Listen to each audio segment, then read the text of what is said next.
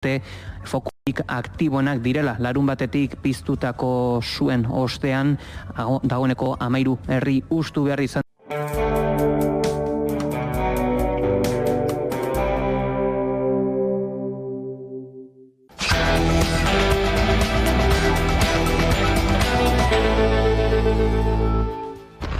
Beste sute bat piztu da Nafarroan Leireko monasterioaren eta Ezako urtegiaren artean. Suteak Espainiako Zaragozako lurrei ere eragiten diela jakinarazi du Aragoiko gobernuak. Edonola ere haizearen noranzkoan zein den aintzat harturik, suak Leirako bidea hartzeko arriskua dagoela iragarri dute larrialdi zerbitzuek. Zeinbait helikoptero ari dira sua itzaltzeko lanetan. Erantzi dutenez, espero dute Laister herriestea sua itzaltzea. Urtegiko ura baliatzen ari baitira zer egin horretarako. Alarmak piztuak dira.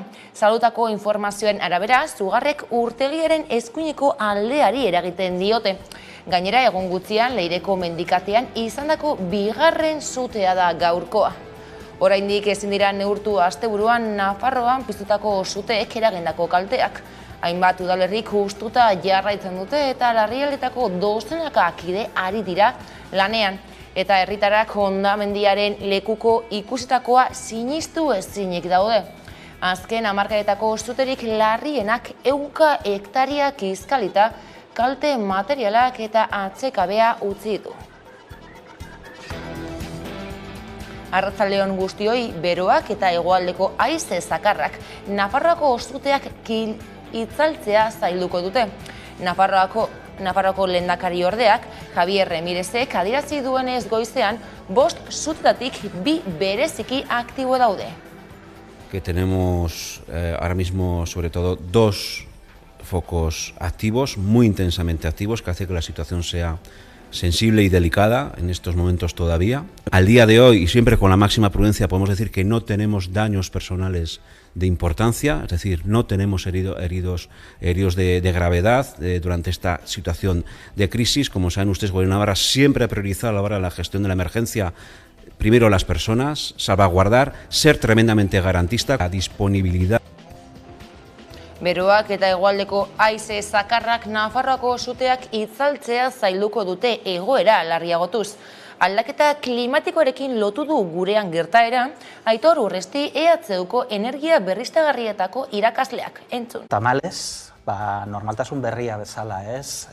Hainbat elementu lotzen dira kasu honetan, temperaturak globalak orokorrean goraka doazten heinean, bero bolada hauek gero eta ugariagoak izango dira, baina honetaz aparte baita ere guri gertzaiguna da Saharako basamortua gero eta iparralderago dagola, ja Europan eta penintsulan ateetan, eta horrek baita ere aire beroa gero eta maizago helduko da gure gana, ez? Eta ez da bakarrik aire beroa, baita aire beroa eta lehorra, ez? Eta horrek zuten alde asko egiten da.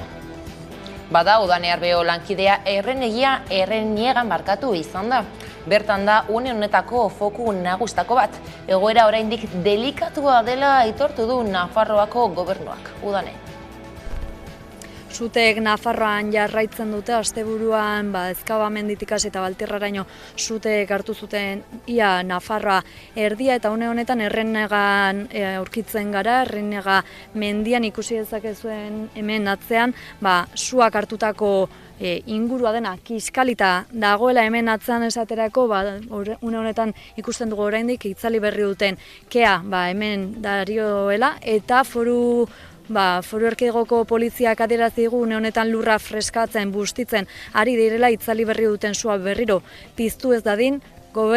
Nafarroko gobernuak lasaitasuna eskatu die herritarrei, une honetan hemengo errepidea moztuta etenda du poliziak, baina lasaitasuna eskatu die herritarrei. 14 herri inguru ustu dituzeia da, bertako herritarrek etxetik kanpo pasa dute asteburu eta azkeneko gau hauek, eta bertatik 800 bat herritarrek euren etxetatik kanpo egon behar izan dute, eta une honetan lasaitasuna eskatu die herritar guztiei. Foru Erkidegoko egoera une honetan Baltierra eta Errienega dira kezka nagusiak diren puntuak, une honetan horiek dira kontrolpean ez dituzten inguruak, baina esan bezala, lasaitasuna eskatutu diete herritarrei eta ingurua benetan tristea benetan horrela ikustea, denak kiskalita topatu dugu une honetan, eta ezin izan gara gehiago hurbildu esan bezala, errepida eten baitute bertako poliziek. Poliziekin batera militarrak ere ikusi ditugu, suhiltzaileak denak sute hauei aurre eginez, eta bertan topatu ditugu Cruz Rojako voluntarioak ere, langile horiei ura edozein janari euren eskuetara jartzen eta laguntzen. Iñaki Itoi suhiltzailearekin ere izan da Udane Arbeo lankidea. Bardenas ahora mismo, Valtierra hay un foco nuevo con Cadreita. No sé si pertenecía a eso o es nuevo. Es lo que te puedo decir.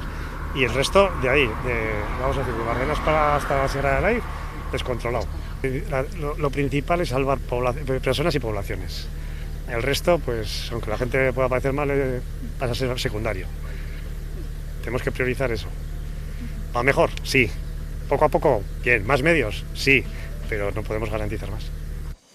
Esaterako larunbatean 15 herri inguru hustu zituzten sua hurbil zegoelako, eta horiei beste 4 gehitu zitzaizkien gauean, Legardako sutearen hurbiltasunagatik, Artazu udalerria tartean. Bertan egoerak zaila izaten jarraitzen du eta Lur Albizu bertako bizilagunarekin izan gara eguerdian. Goiz dela hitz egiteko horretaz, orain lehentasuna ahalik eta su guztiak itzaltzea eta hor jarri behar dela indarra. Hemen ja lasaiago dago printzipio zegoera, pues nire ustez faktore pila bat sartu dira jokoan, eta ez dakigu, ni ez naiz ausartzen asko esatera, baina ze prebentzio lan mota, ze neurri dauden, eta gero klima larrialdiak dituen ondoriotako bat ere hau dela. Orduan, izan da oso gogorra alde horretatik, zute guztiek izan duten tamainagatik eta suaren azkartasunagatik eta bereziki zenbat leku ikusten diren sutan Nafarroan. Gipuzkoako Arastortz mendian, Aralarreko Parke Naturalean, larunbatean piztu zen suteak pizturik jarraitzen zuen igande arratsaldean Gipuzkoako Aldundiak jakinarazi zuenez, baina 7etan kontrolpean zegoela jakinarazi zuten. Hala egoera ezengorkorra izanik, erni jarraituko zutela gaineratu zuten. Ataun, Lazkao eta Zaldibi artean piztu zen eta 25 hektarea erre zituen, parke naturalean eta ingurunetan. Aralar bizirik elkarteak salatu du hegaztientzako babes handiko eremu bat erre dutela suak, eta jakinarazi du adituen arabera nahita piztu zela sua. 112 lagun erreskatatu ditu Aitamarik Mediterraneo itsasoan. Momentuz ez dute porturatzeko baimenik lortu. Ontziko kanpitainak portu seguru bat lortzeko tramiteak egin arren, ez du agintarien erantzunik jaso. Bada giroa gaiztotzen hasi da barkuan. Gaur goizean adibidez, erreskataturiko gehienek uko egin diote gosariari. Ez baitute janaririk nahi Italiara joan baizik. Izaskun harriaran, Aitamariko erizainak adierazi duenez.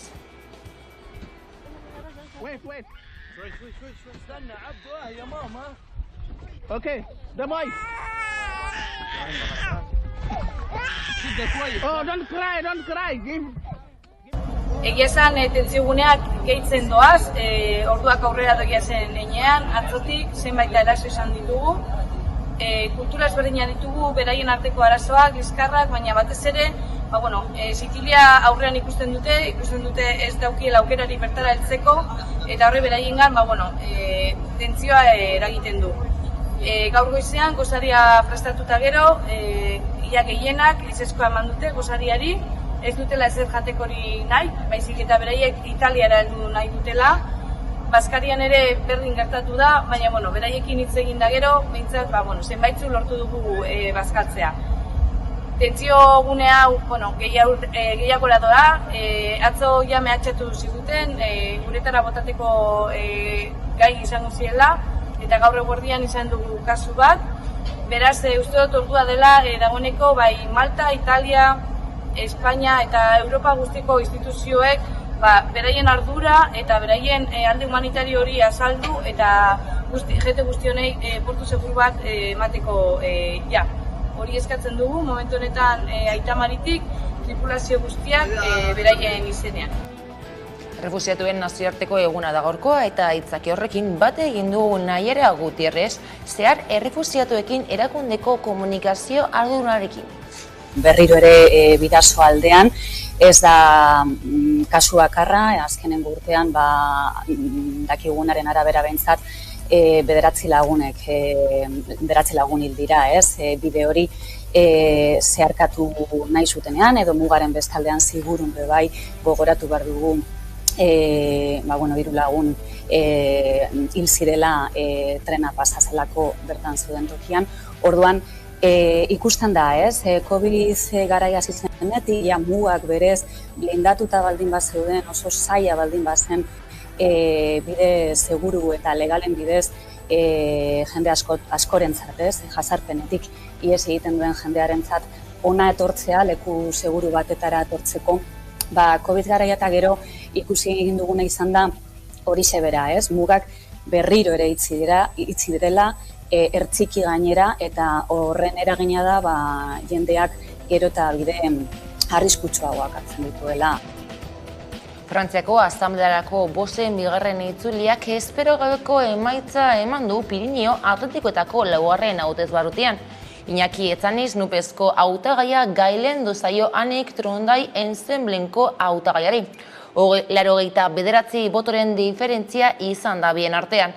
Hala ere, Emmanuel Macronen aldeko hautagaia nagusitu da Ipar Euskal Herriko zatean, eta Frantziako ezkerraren aldekoa bihar noan. Lehenik erteko gauzak bizikitinke izan diela eta golesmenak emaiten dutala nik Iñaki Etxanizi. Seur ere denak hola da, hemen eskolegian haintzinean nintzen, untxan zinean, baina biharnesako aldian ez, eta olorenek du diferentzia egin. Eta jendeak hautatu dute, errespetatzen dut.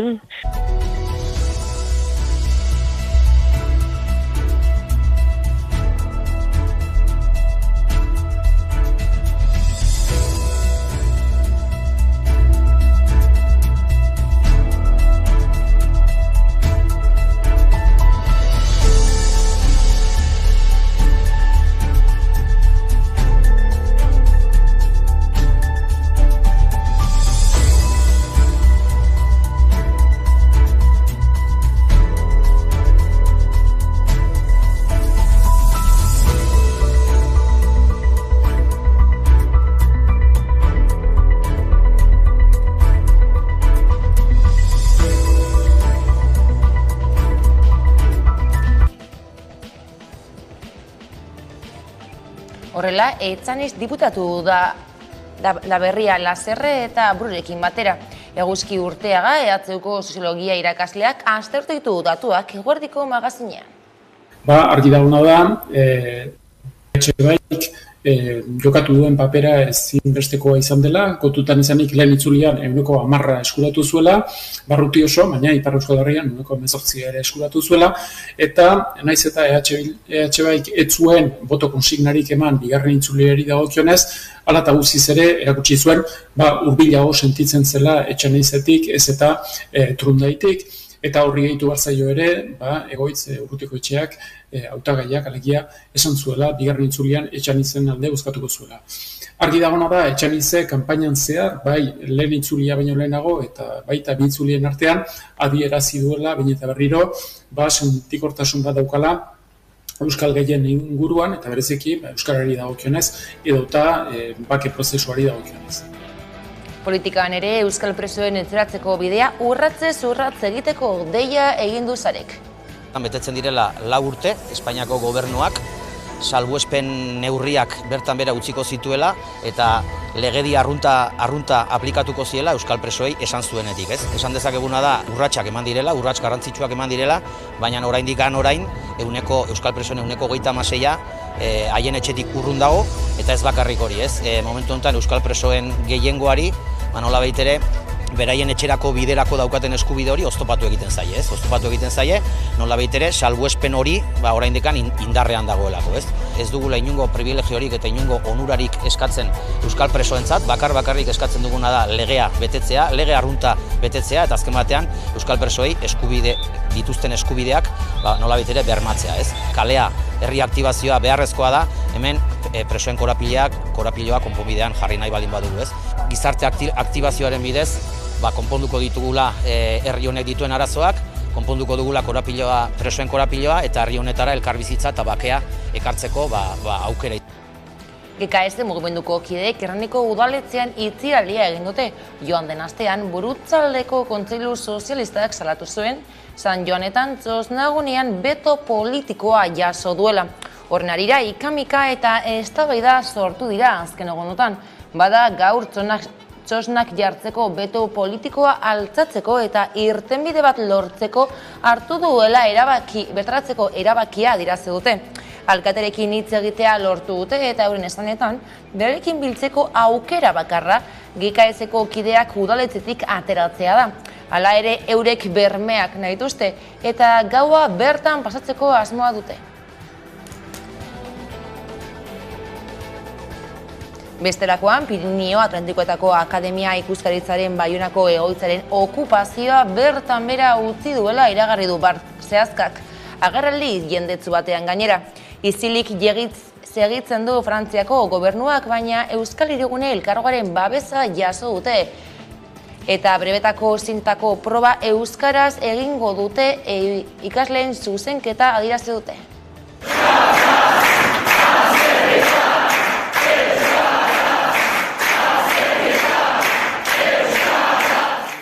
Erran behar da, Parisetik ez dugula berrikukan.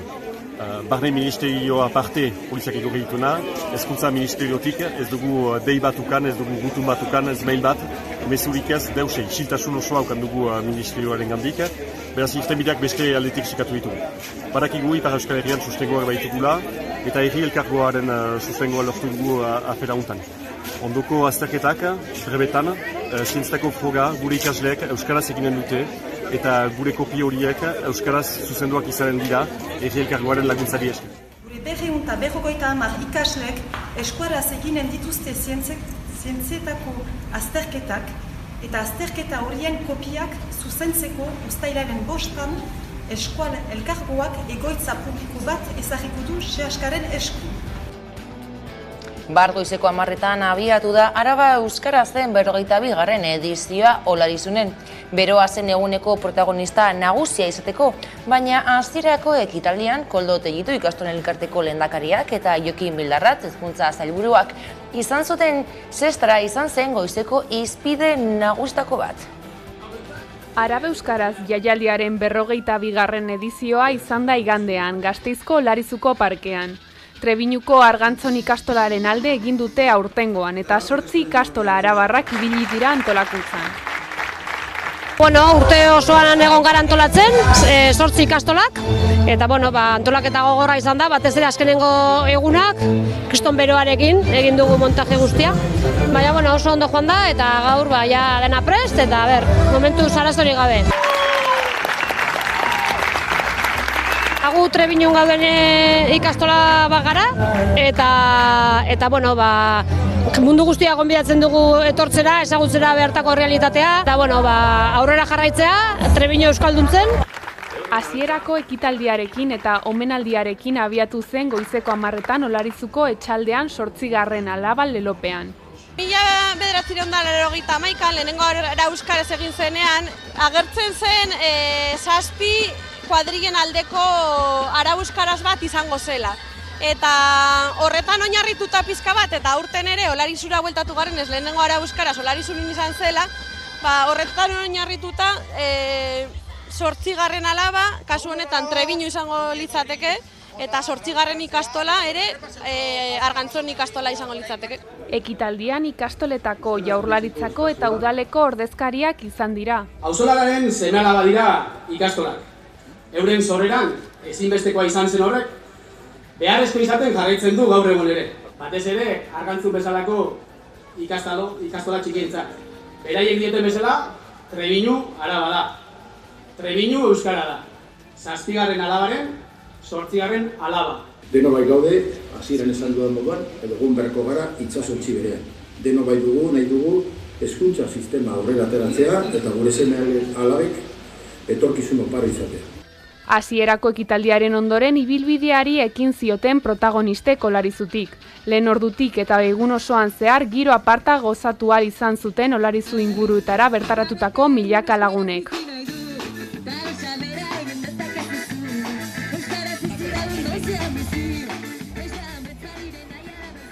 Araban ere amaitu da azken arrok jaialdiaren 20. edizioa 48.000 ikusle bildu ostean.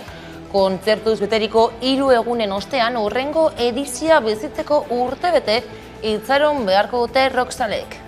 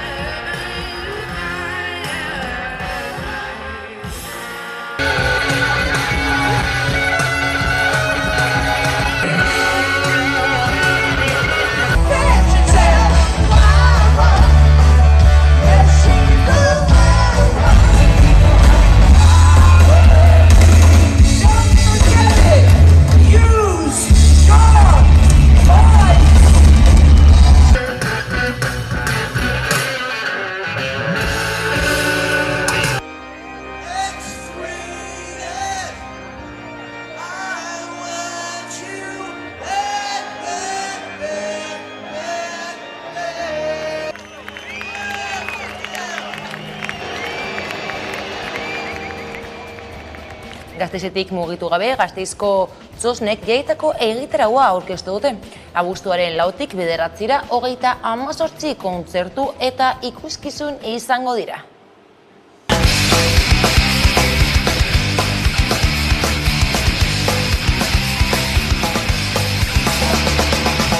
Etxaitz bonatu, eta entzosnatu, zua ilargipea. Etxaitz sonatu, eta entzosnatu, zua ilargipea. Jarriko todo la lengua, con la tijera. Mezuda nahi zango nahi, nahi duda nahi zango nahi, nahi duda nahi zango nahi, eta horretan gaude. Barbazoen istorioetan, atzoan entzutako babestietan. Zeinen ederra izango den, eguzkizpiak zure itzala pelarretan marrazten, usu bat larrunen, garagardo bat zerura eroritakoen omenez. Eta kiroletan Nerea Arruti eta Malur Arbelaitzek irabazi dute aurtengo binakako pentathloi txapelketa. Euskal Pentatloi saria berak irabazi dute. 14. Irubikote, oira, irubikote. Eta hortxe, presentazioak edo aurkezpenak egin ondoren, kirolaria, 11 kilogeri. 200 kilokoak.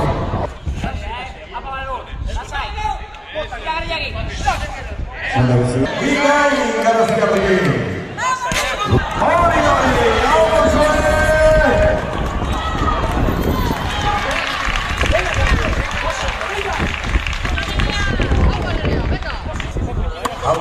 Hau eskak.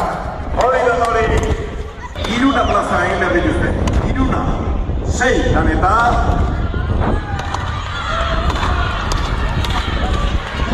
Tire eman dizkio horrela. Belek izaskoak.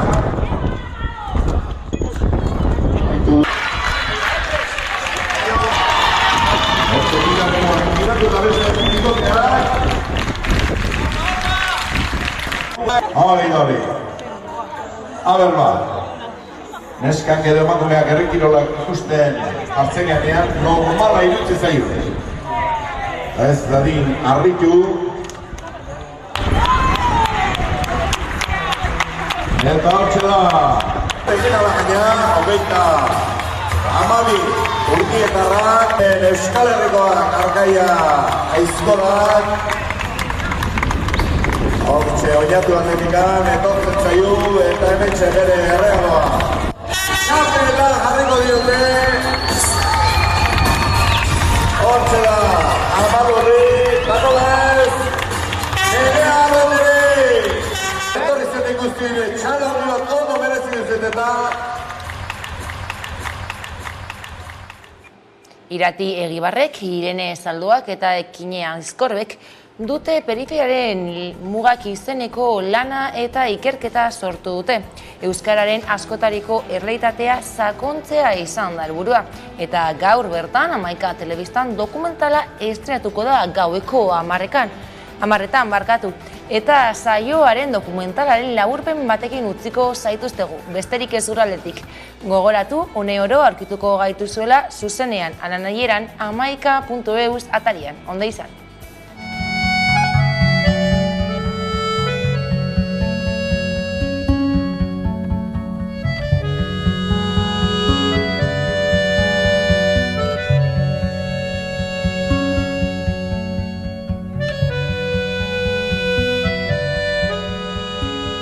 Dokumental hau sortzen da unibertsitate garaian, unibertsitatea batera indugu eta orduan ezagutu ginen lehenengo mailan. Bertan ikusi genuen ja lehenengo mailan bakoitzak euskararekiko errealitate oso ezberdin bat genuela. Eta orduan, laugarren mailan, gradukarako lana egiterako orduan ikusi genuen aukera bat horri buruz gehiago ikertzeko eta horri buruz lan bat egiteko. Orduan, hasi ginen ikertzen, eta ikusi genuen ahotsak.eusek ikertzen zuela euskararen inguruan eta Euskal Herriko herri bakoitzean zegoera zegoen, baina ikusi genuen falta bat Euskal Herriko muga guztian, Espainiar eta Frantziar estatuekin dugun muga guzti horretan, ikerketa falta zegoela edo ez zegoela material handirik. Orduan ikuste pixkat hortik sortzen dela, ez? Baita ere, jakitea euskara legalki ofiziala ezan eremutan nola emateuen aurrea, ez ala berdina bai batzuk ezin dutela hezkuntza publiko bat euskaraz eman edo eta horrek nola eragiten duen ikustea edo transmisioan eta bilakaeran 60. hamarkadetik ze bilakara ondan, denetan berdina ondan, ez? Hor pixka jakin hori.